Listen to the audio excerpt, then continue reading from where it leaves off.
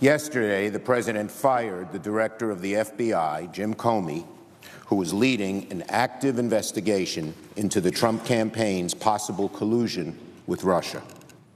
The President provided no reasoning for the firing other than he had the recommendation of his Attorney General, who has already had to recuse himself from the Russia investigation for being too close to the President, and his Deputy Attorney General, Rod Rosenstein. Mr. President, there is little reason to think that Mr. Rosenstein's letter is the true reason that President Trump fired Director Comey. Why? Because if the administration truly had objections to the way Director Comey handled the Clinton investigation, they would have had them the minute the President got into office.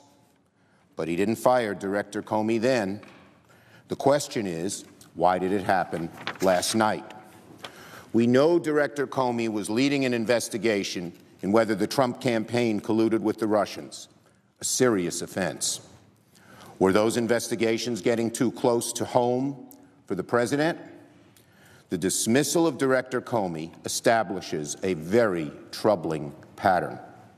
This administration has now removed several law enforcement officials in a position to conduct independent investigations of the President and his administration, from Acting Attorney General Sally Yates to Preet Bharara, and now Jim Comey.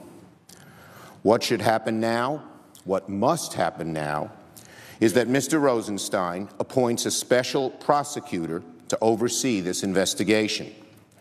Deputy Attorney General Rosenstein sat in the Judiciary Committee and promised to appoint a special prosecutor at the appropriate time. He said, quote, "I'm willing to appoint a special counsel whenever I determine that it's appropriate."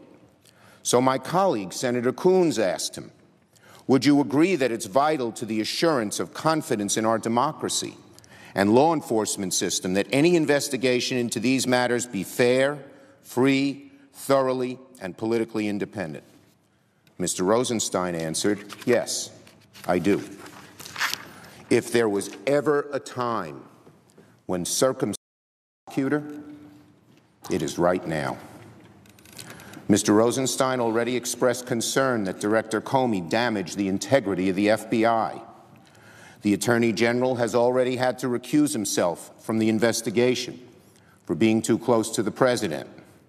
If Mr. Rosenstein is true to his word, that he believes this investigation must be, quote, fair, free, thorough, and politically independent, if he believes, as I do, that the American people must be able to have faith in the impartiality of this investigation, he must appoint a special prosecutor and get his investigation out of the hands of the FBI and far away from the heavy hand of this administration. Mr. Rosenstein has the authority to appoint a special prosecutor right now. He needs no congressional authorization. This would simply be a step that he could take, as outlined in the Department of Justice guidelines and in a law passed after Watergate, to get an independently minded prosecutor who would be insulated from various pressures. A special prosecutor is not subject to day-to-day supervision by the Attorney General or anyone else at the Justice Department. That means the special prosecutor would have much greater latitude in who he can subpoena, which questions they ask, how to conduct an investigation. The special prosecutor can only be removed for good cause, such as misconduct, not to quash the investigation. Third, there is built-in congressional oversight. Congress is notified whenever a special counsel is appointed, removed, or finished with the investigation. The appointment of a special prosecutor would be a welcome step in the right direction, but it is not the only action that should be taken.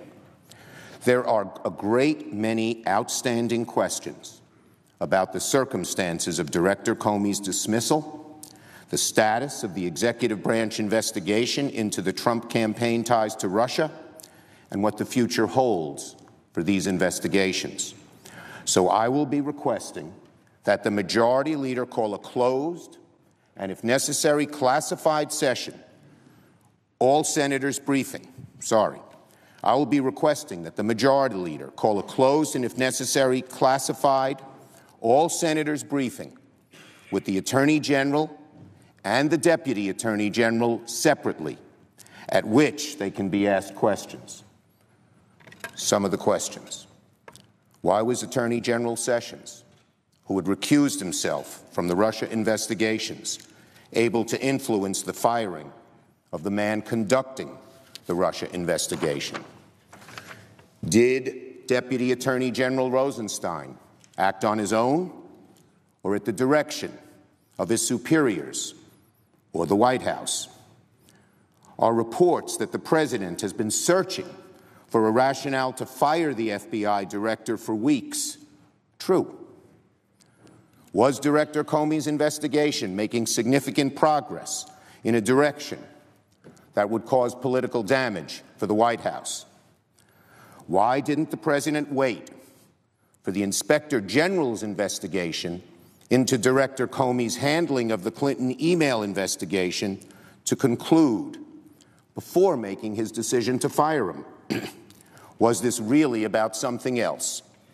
No doubt we'll have an opportunity to question Mr. Comey, now a private citizen, about what happened.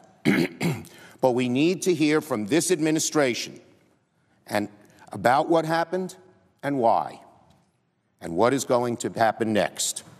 And that is why, again, I am requesting that the Majority Leader call a closed and, if necessary, classified all-sessions briefing with the Attorney General and the Deputy Attorney General separately, at which they can be asked these questions.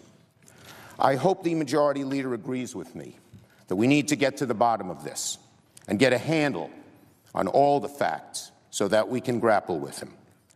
I remind him and my Republican friends that nothing less is at stake than the American people's faith in our criminal justice system and the integrity of the executive branch of our government.